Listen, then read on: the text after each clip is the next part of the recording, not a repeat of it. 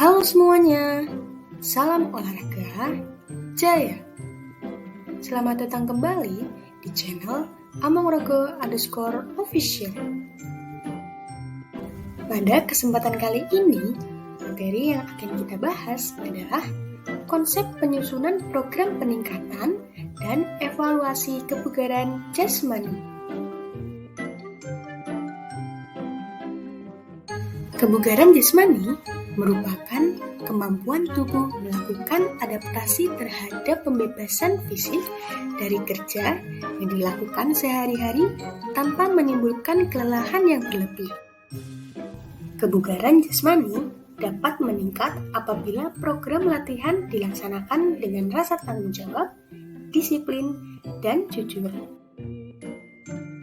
Ada beberapa faktor yang mempengaruhi kebugaran jasmani ini. Yang pertama, ada keturunan atau genetik. Lalu yang kedua, ada usia. Ketiga, ada jenis kelamin. Yang keempat, ada kegiatan fisik. Dan yang kelima, ada kebiasaan merokok. Agar kebugaran jasmani ini meningkat, maka harus adanya konsep penyusunan program, yang itu terbagi menjadi 4. Yang pertama, ada peningkatan daya tahan jantung, paru-paru, dan peredaran darah. Lalu yang kedua, ada peningkatan otot. Yang ketiga, ada peningkatan kelenturan. Lalu yang keempat, ada peningkatan komposisi tubuh.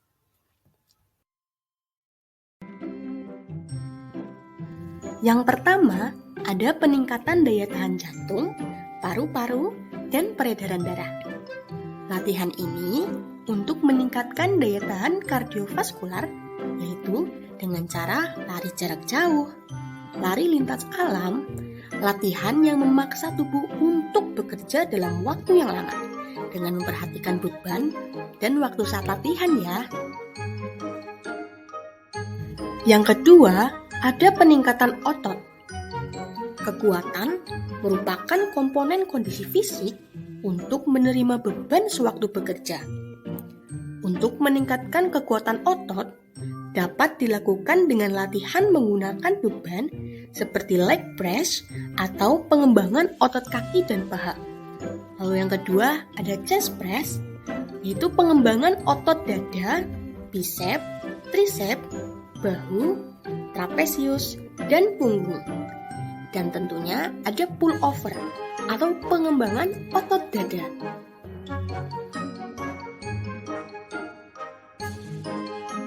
Lalu selanjutnya, ada peningkatan kelenturan. Kelentukan atau kelenturan merupakan keleluasaan dalam gerak terutama pada otot dan persendian. Latihan kelenturan dibagi menjadi 2, yaitu ada dinamis dan statis. Jangan lupa ya, ada 2, yaitu dinamis dan statis.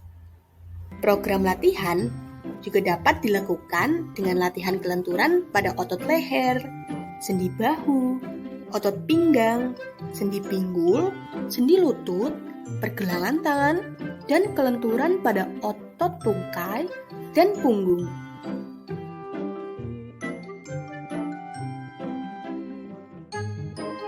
Yang terakhir, ada peningkatan komposisi tubuh.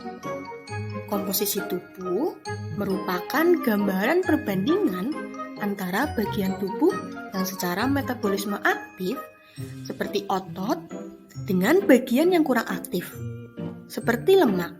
Nah, salah satu cara untuk menghitung komposisi tubuh yaitu dengan perhitungan indeks massa tubuh atau biasa dipanggil IMT. Dengan membagi berat badan dalam kilogram tentunya dengan kuadrat tinggi badan dalam meter.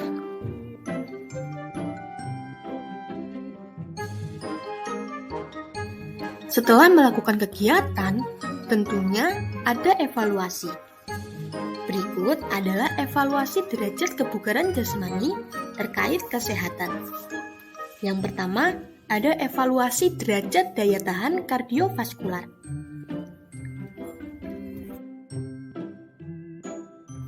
Kegiatan ini dapat dilaksanakan dengan pengukuran tes lari 1000 meter untuk putri dan 1200 meter untuk putra.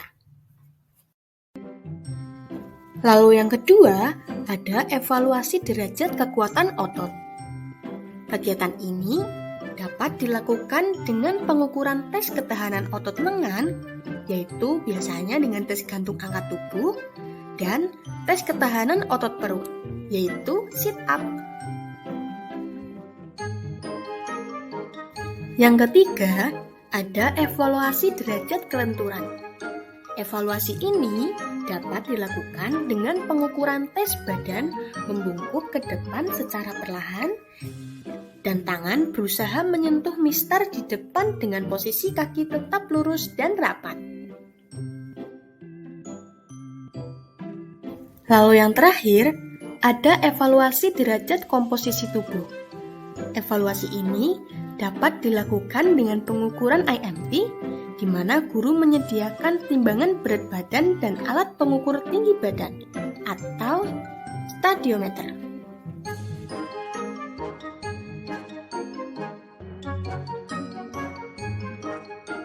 Nah, yang selanjutnya, kita beralih bagaimana konsep penyusunan program peningkatan kebugaran jasmani terkait keterampilan.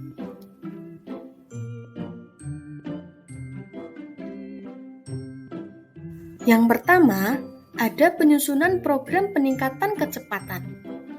Kecepatan sendiri merupakan kemampuan otot untuk menjawab rangsang dalam waktu secepat mungkin. Bentuk latihan untuk meningkatkan kecepatan yaitu dengan cara lari cepat 60 meter, lari naik bukit, lari menuruni bukit, dan lari menaiki tangga. Yang kedua, ada penyusunan program peningkatan kelincahan. Kelincahan merupakan kemampuan untuk dapat mengubah arah dengan cepat dan tepat pada waktu yang bergerak tanpa kehilangan keseimbangan. Hal yang dapat mempengaruhi kelincahan seseorang yaitu ada 4. Yang pertama ada keseimbangan, kelentukan, kecepatan, dan koordinasi. Lalu yang ketiga, ada penyusunan program peningkatan daya ledak.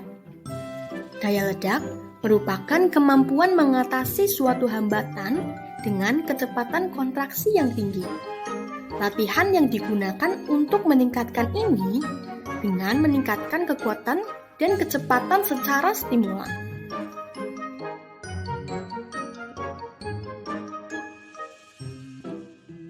Nah, berikut adalah evaluasi derajat kebugaran jasmani terkait keterampilan.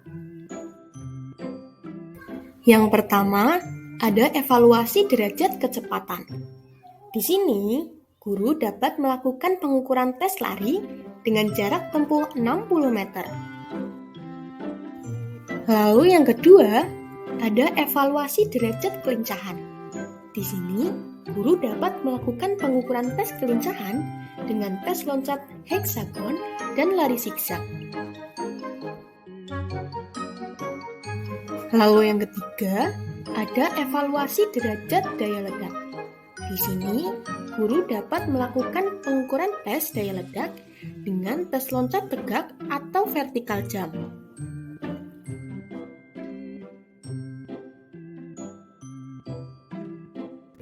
Nah, itu dia teman-teman, materi yang telah kita sampaikan hari ini. Semoga materi hari ini dapat bermanfaat bagi kita semua ya. Jangan lupa dukung kita selalu dengan cara subscribe dan follow Instagram kita dengan nama amorogo_.